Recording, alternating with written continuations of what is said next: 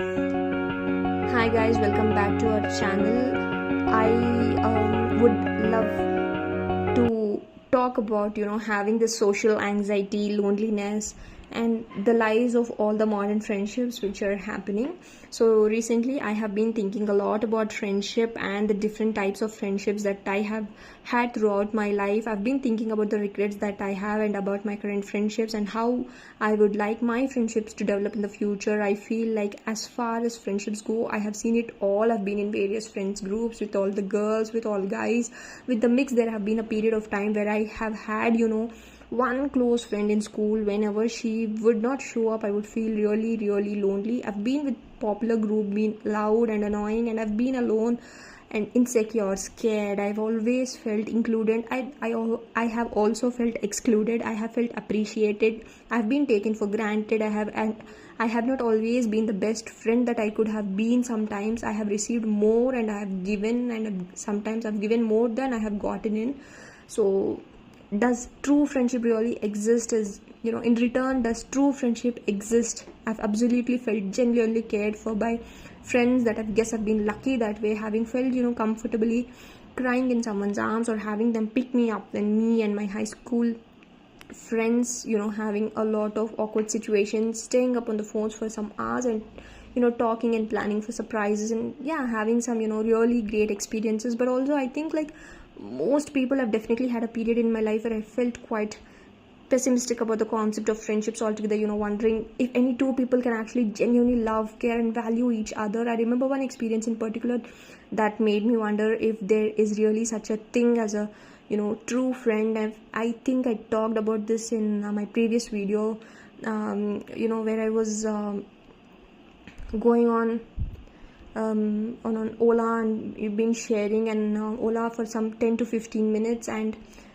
that push is really something different. So we don't know other person very well on the outside area, but the bestest of friends, like people whom we feel like more like sisters, like rare soulmate type of relationship.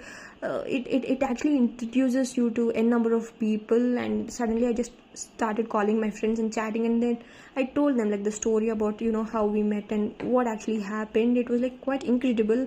It was like the friendship was really spontaneous. It was very sweet. Later than the evening that I was chatting with my other friend, I told her that I just learned about how the friendships can evolve without having the great bond. And my other friend started rolling her eyes, looking slightly annoyed, and she whispered and said something like, that's not really the full story of how you met, and are you sure that you remember being as when I was explaining her what actually happened, like she was taken back. And what exactly she was implying, that it was really necessary to tell me that why would somebody become such a good friend in a very less period of time for some unknown reason. And I don't know why they might think that it's an overreaction, but it stuck with me. And I remember feeling sad because I really admired that strong bond from afar, and that I couldn't help but wonder how much of it was. So having the true something that always helps to navigate through these feelings. And the main way that I even come up with these thoughts and ideas is throwing my writing through the journal. Or I'm so happy that the skills can be shared on all the overall in this many years now that it has been supporting.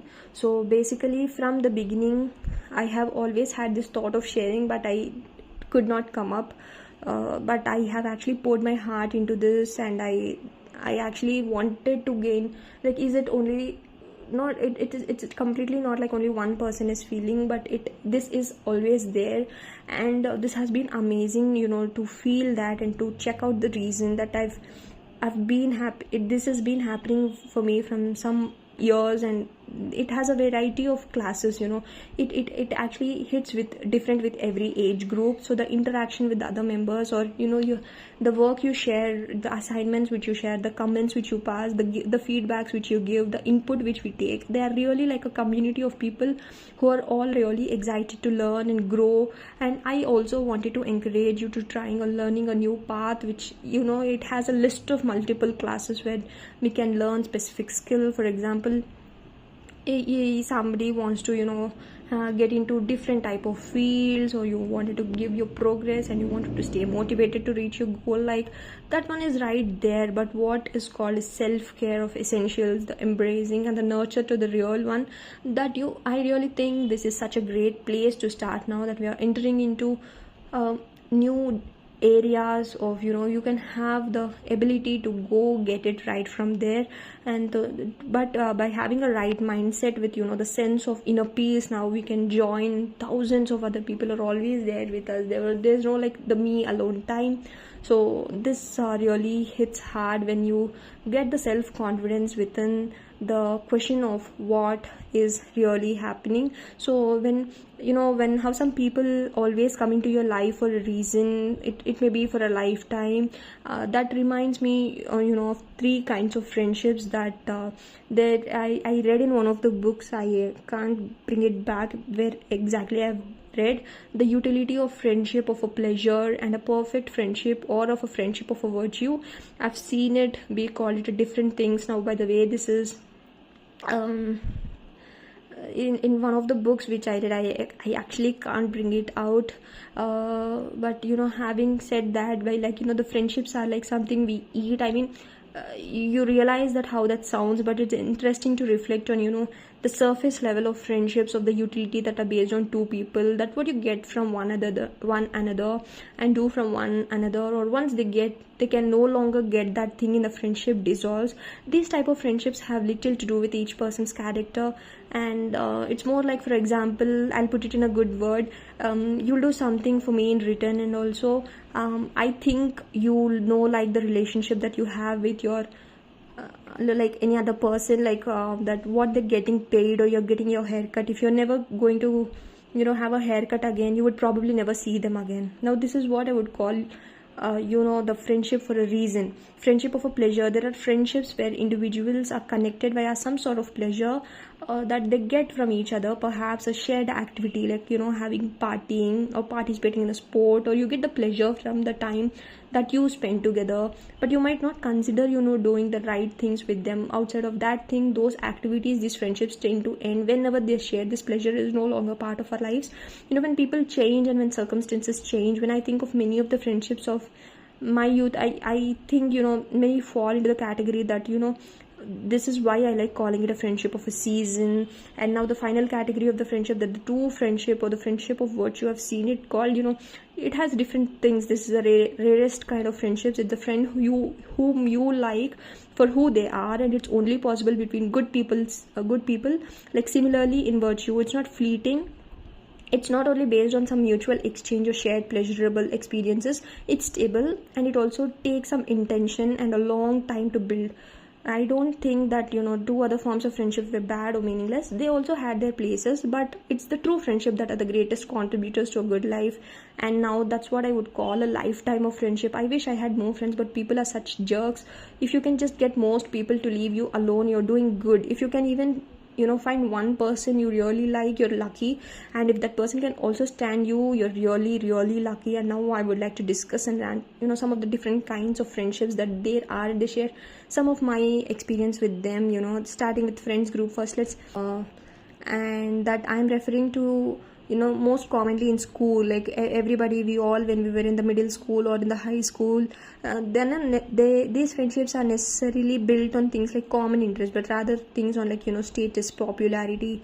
They're quite controlled, when they have their leaders who decide who is in and who is out. Friend groups, however, are generally pretty flexible of people to join there often, because things like this shared interest or sports or activities and class neighbors or even our family connections, they're not closed off. Like this is typically all the members of free socializing and hanging out with the people outside of the group without worrying about being this mostly is how experienced your group in you're not fit into this. So the friendships, I think old friends, the ones that you've known for many years are like part of your identity.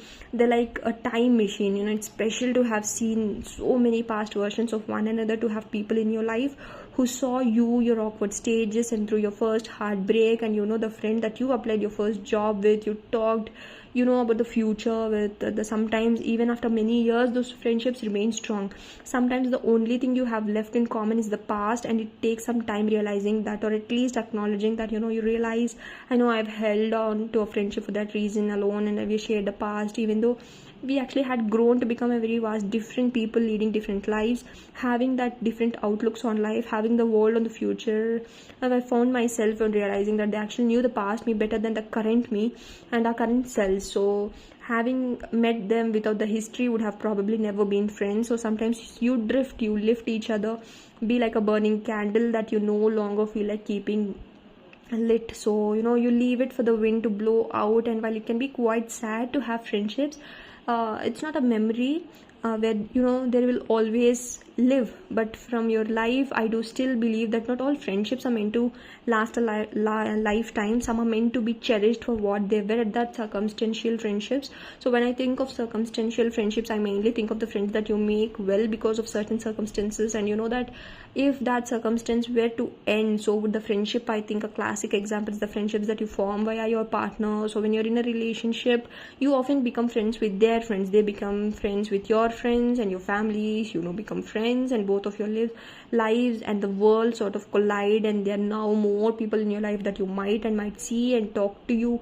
quite regularly if the foundation of all these new relationships is a relationship that you and your partner have. So there are two interesting things here. The first one is that no matter how close you might feel, you know, the friends and the families, they're actually your boyfriend or girlfriends. And family, you know, it was always going to be him, and that they protect that side with, and that prioritize. And the secondly, if the two of you split, in most cases everyone else from their side will also disappear from your life. Low maintenance friendships has a term typically used to describe the friendships, you know, which require minimal effort to keep up. The modern type of friendships that, you know, to call it actually to make our ancestors roll into graves. Like, you know, you can see so many people around us, and you should really, we actually should really cherish our love effort, or having the keeping, you know, effort of friendships, that how, you know, more people should understand them. I have absolutely been on one of those people too, you know, for many years I've had the mindset of, I just love how we can just talk briefly, like once a month or even less. But then when we do everything, still it feels the same and nothing has changed. Or yeah, I'm okay with a friend not responding for days, because I understand that people are busy, and you know, I respect their boundaries, so I expect them to understand and respect me too. Well, yeah, my mindset has just changed quite a bit on this topic recently.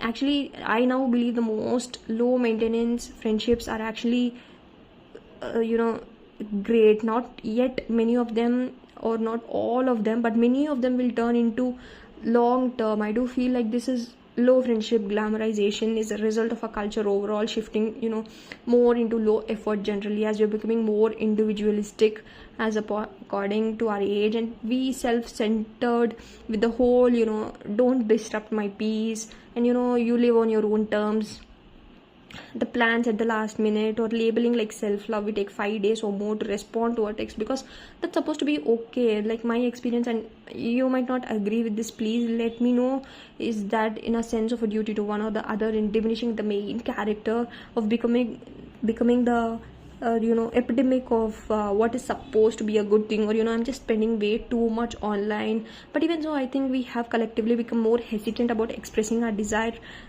you know, like having contacting with our friends, or even when we have more contact with our friends, because we don't want to be too much, or we don't want to bother people, and we you know, we want to give people their space and whatnot. Now of course, you know, if both parties are satisfied with the frequency of contact, then I see no issue. Having acquaintances isn't, you know, having a bad thing either.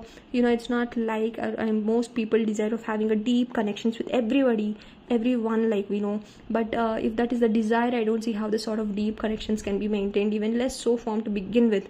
Someone you rarely speak to and rarely see, I think we wrongly assume that the bond that we have with our friends is already formed. So unless something, you know, dramatic were to happen, it will always be there. So no maintenance is required. And actually, I think the whole reason I even started thinking about this was because of the past some years, which you know, I have really become friendly with my neighbor, and I see them multiple times a week. And even if you know, you just go for a walk, we stop and we just talk, and you know, we catch up once in a time. And I was like, some of the neighbors whose names I don't even know, like I just know the name of their dog or the puppy, and what's currently going on in their life. Some of these low maintenance friends, so I'm saying that I want my friends to text me every day, tell me what they're up to. No female friends. I've had a good mix of guys friends or girlfriends throughout my life. I have found that friendships with women have been more intense and more difficult, but I do think I want to do a whole episode dedicated to how female friends, and I wanted to learn a bit more about the psychology and the evolution before doing that. So let me know if you want that romantic relationships, that I've always been more of a relationship person than a friendship person, if that's even a thing, perhaps, because I've always been very family oriented. I very much value knowing that no matter what, regardless of our disagreements, we love each other unconditionally, and I have that with my family, but you can't necessarily have that with your friends as well. And from an evolutionary standpoint, of the purpose of your mate is to reproduce and build your own family together, so naturally they would become very significant part of your life. And even if you don't do that, you still probably share finances plan of your daily meals together. You might have lived together, by a home plan of the future potential raises a family. If that's what you want, it's the kind of commitment and investments that in the relationship. Now, however, what's interesting about the friendship that you have with with your romantic partner, or in that case, it comes to the entire part of a relationship, rather than that maybe a friendship or a relationship will likely end, unless you are co-parenting or something similar to that. General rule is that when you break up, you just generally never see each other again. So in that sense, relationships are more stable, in that you might have a fallout, but you can find each other again, and you can still have a friendship. How friendship changes with age, and what makes friendship last. I've seen actually friendships change over time, and what we can do to make them last, according to the people of all ages, like from starting age of 13 to 100 years old, say that there are 3 expectations of every close friend: somebody who talk to, somebody to depend on, and to somebody to enjoy. They write all these expectations remains the circumstances under which they're actually accomplishing, which changes. So in the young adulthood, we generally have a lot of time for friends, and they're really important to us, that they help us figure out who we are, and what's the next in life. As you grow into adulthood, you don't have as much time as anymore as things like family, romantic partners, so work takes priority over friends. What seems to be differentiate between those people who grow apart from old friends and those who hold on to them is dedication and communication. I'm in an age we have likely accumulated friends from different jobs, cities, activities, so on. These friendships fall into 3 categories, like active, dormant, and a word that I cannot tell you exactly. I'm not able to get it. I've seen this type of people with regularly, who are in touch with their friends, but you can call them for the emotional support, and it would not be weird if you keep in touch or update each other on what's going on in your life, and so much on a dominant friendship. That kind of friendship with history, or perhaps you haven't talked in a while, but you still consider them as a friend. You would likely to meet up if the opportunity arises in your common friends, and if someone you don't expect to hear from perhaps ever, but still they have a place in your life, they might have been important to you in the past, and so for that reason you're still fond of them, and you would still consider them as a friend. And you can see one of your past friends online, and it started to become a relationship based upon rather sharing and living. It's not that bad, but it reflects on the people that I have met in my life, and the friendships that the formed friendships, but that never did work out. It frizzled out.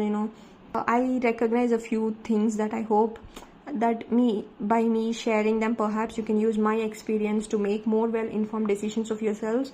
I don't know, let's start. If you have anything holding you back socially, like social anxiety, makes it a priority to work on, that I've already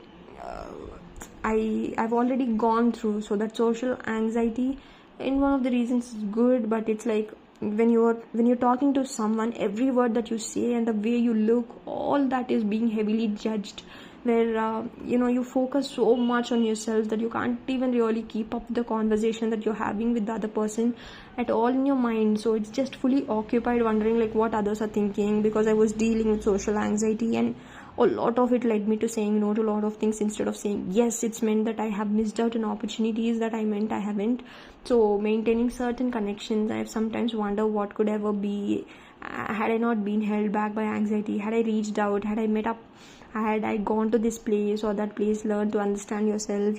So many anxiety from my voice I had telling me I was so different somehow. That I was very weird, I guess, wanting to leave early, different timings, not feeling recharged. I was not different, I was like very, a lot of other million of people would be going on this, but no one talks about it, having no idea for the longest time. Even people understand what is happening internally with you. The learning about that one thing from our own selves just made me feel normal, because I want to change this thrive being alone. Maybe you're building your life in a way where you're not in fact spending a lot of time alone, or you're not really putting an effort into your current friendships or making new friendships, because why would you love the solitude?